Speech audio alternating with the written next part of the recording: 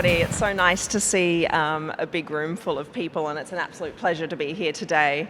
I think we can all agree from the sessions that we've seen earlier that the pandemic has certainly challenged the way that we live, work, and play. But as employers and employees, it's given us a real opportunity to think about what we want to do, both from a work perspective, a personal perspective, and even where we want to live. I have spent my life actually trying to change the way work works, so I must say that I've been loving the past roller coaster of the last 2.5 years and look forward to a very good discussion now, because it is about challenging the way that things have been done in the past and taking a real fresh perspective. And too often, particularly in the HR function, there's a lot of response around this is what we've always done, right? And I think most of us probably spend a lot of time doing reports and we don't know what they've been done for, but it's always been done. So delighted to have Maya with us today, because she has taken a fresh perspective recently, right? As a very successful corporate executive with nice global experience, stepping out in just the last 6 months. That's where I want to start, because it sounds a bit crazy. Very successful tech entrepreneur and executive, stepping out in the middle of a pandemic and coming up against significant and quite stressful headwinds from a global perspective into a new industry, new role, startup environment. Why? First and of I all, ask that, by the way, not from a judgmental perspective. No judgment assumed. I actually start by saying, why not? Okay. And I think if you break it down to my own journey has been, really the last 22 years have been in big tech for the most part. I started my career in the Valley at Cisco, and then fast forward 22 years, I'd done Google and Microsoft, and had sort of done Twitter, running APAC, running global strategy. And at some point you realize that there could be more of the same, right? In larger company, similar role, slightly different role, similar company. And you realize that there's an opportunity to continue learning and continue doing something that gives you an opportunity to drive, legacy, impact, right? And for me, my journey with the pandemic was a blessing in disguise in some ways, because it was a lot of introspection time, like with everybody, right? And then it also got me trying new things. I started angel investing in sustainability and tech, and I was like, there's this interesting and cool opportunity to be able to bring these two streams together. One that I love, which is sustainability, and tech, which I know and can do in my sleep in some ways, right?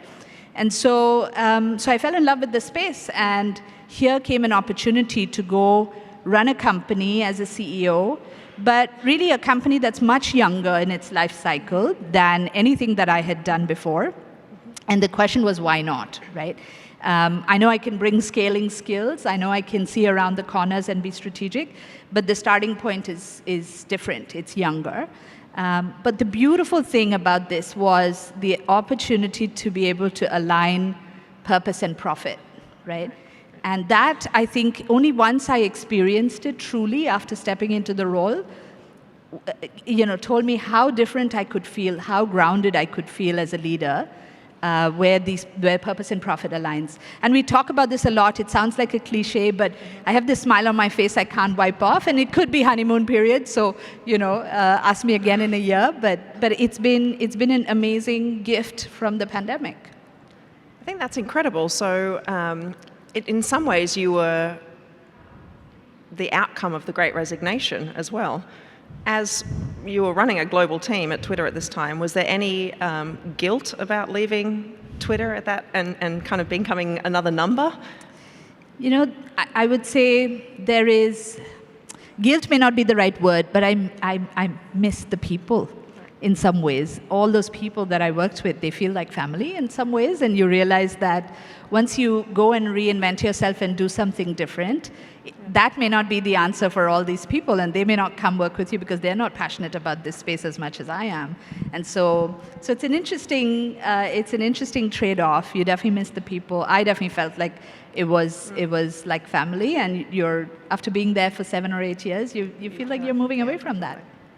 And so I want to come back to purpose and profit in a little bit, but I just want to spend a bit of time on Periscope, because You said that you kind of fell in love with the sustainability through angel investing and expanding your horizons a little bit. But what was it about Periscope and this climate tech space that drew you here?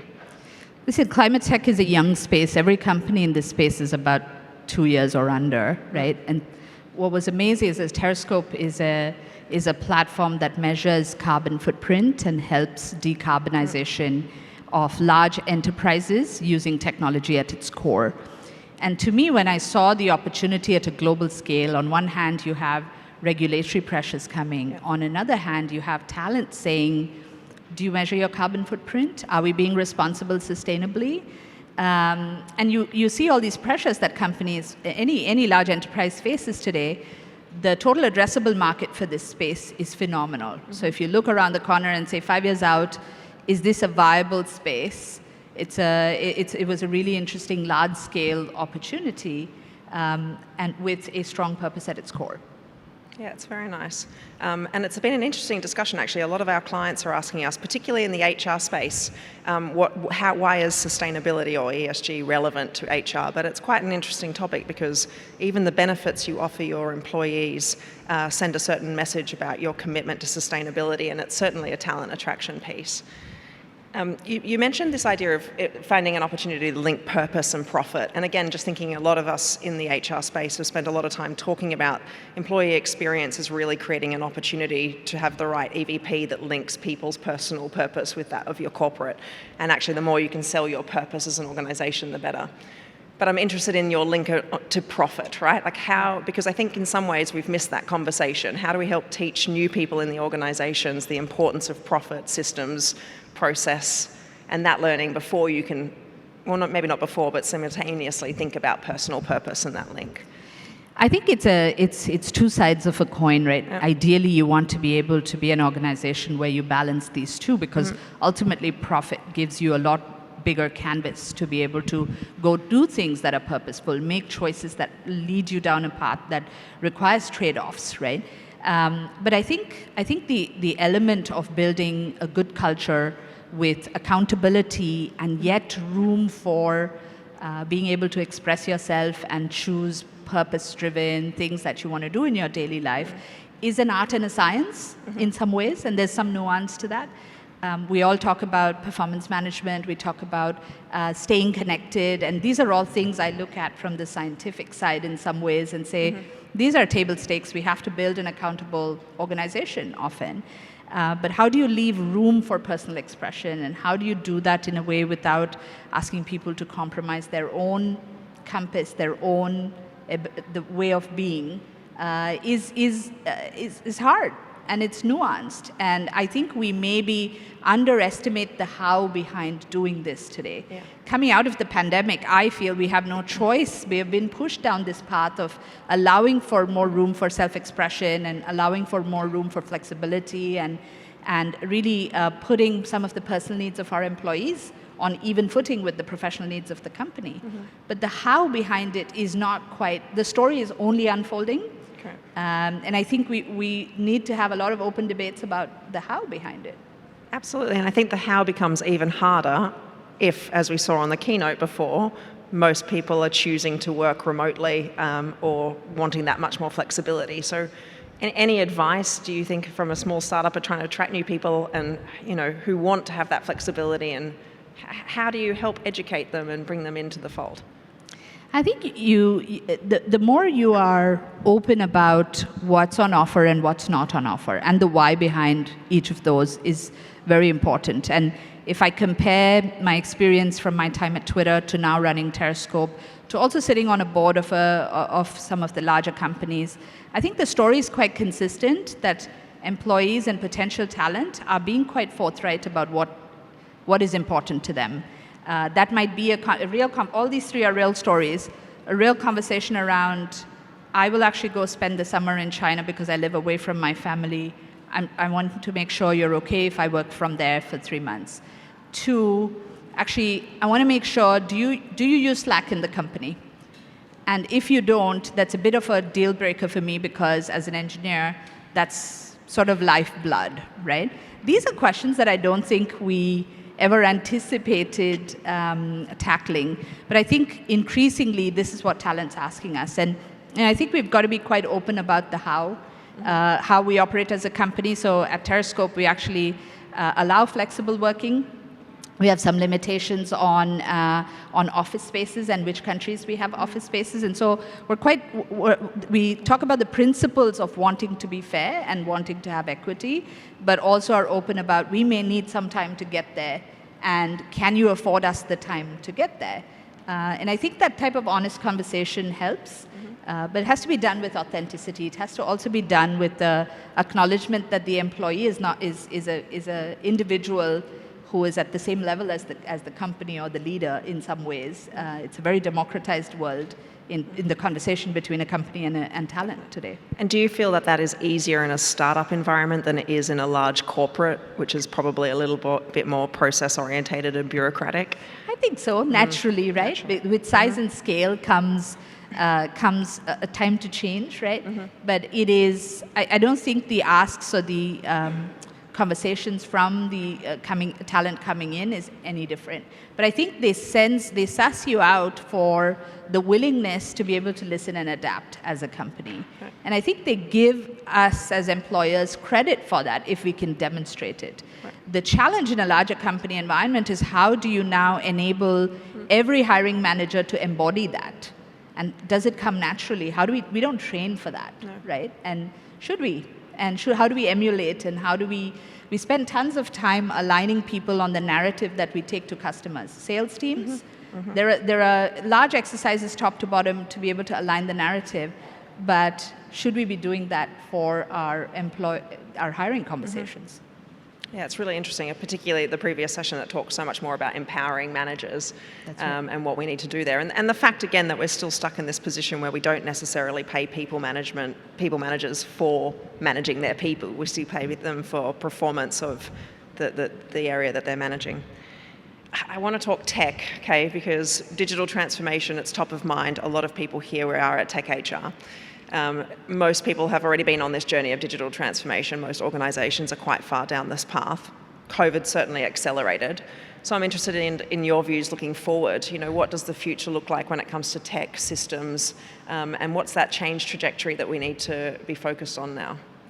I think the biggest change that I've seen, we used to talk a lot about at boards or as CEOs, we talk a lot about the agility needed for the business from cloud infrastructure.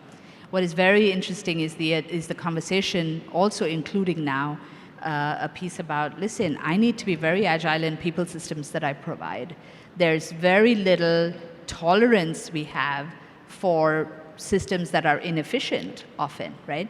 I won't quote any names of any system, but I have to tell you, there's a whole tweet meme thread about the moment when performance reviews started in a company and they were forced to use a system, right?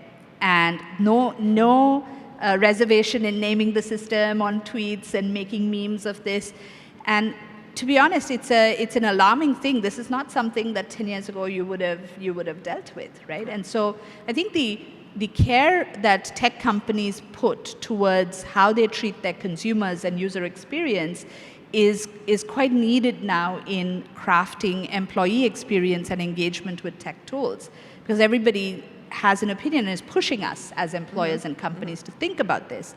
And part of this is thinking about the latest and greatest in the cloud world, in the SaaS world. And I may be projecting some of my personal preferences here, but I do think that finding tools that are easy to use, not having people go through hoops to be able to engage with their employer persona or their expenses or things like that become incredibly important. Using data and intelligence to empower talent assessment, facilitate mentoring, things like that. I mean, I think our employees will give us only so many years to be able to adapt to some of these things. So we've got to take the transformational mindset and really bring some of the best of the world HR tech into how we operate. And I know I'm preaching to the choir here, looking at some of the technology providers in the corridor outside this is very much the type of conversation we need to have. But we may not have the liberty of too much time there. I think if personal opinion, and I've spent a long time running implementations of large tech, and some of you will have heard me talk before that the best, most important thing about a tech implementation is business process reengineering, and the least sexy thing about tech implementation is business process reengineering.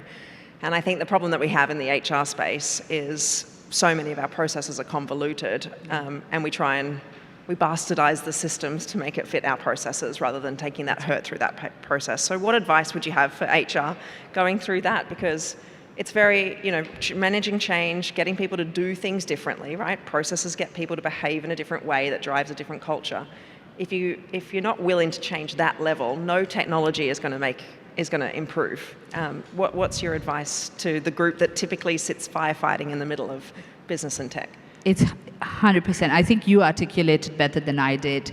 And I think it requires no different from a founder in a young company thinking about what's the problem you're solving and thinking really quite outside the box or bringing a fresh perspective or a fresh way of doing this. If you could completely, rather than think constraints first and say, here are all the constraints that our company has and let me design the system and the process for it, how do you actually start from scratch and say, actually, if I had nothing and I had to design something from scratch today, what would that piece look like? And then using that as a vision statement to then bridge back to where you are is the challenge, right? And I would much rather take an entrepreneurial approach to that and say, assume you have nothing, build it.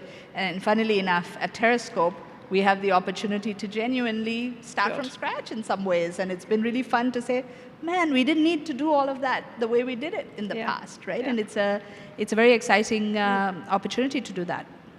Excellent. Questions from the audience. We've got a few minutes left. I've got a load more, but please, if anyone, very quiet. Jeremiah is ready with a microphone, by the way, so just raise your hand if you can. This, as the HR audience, we do have a question down the front here. Yes. Thank you.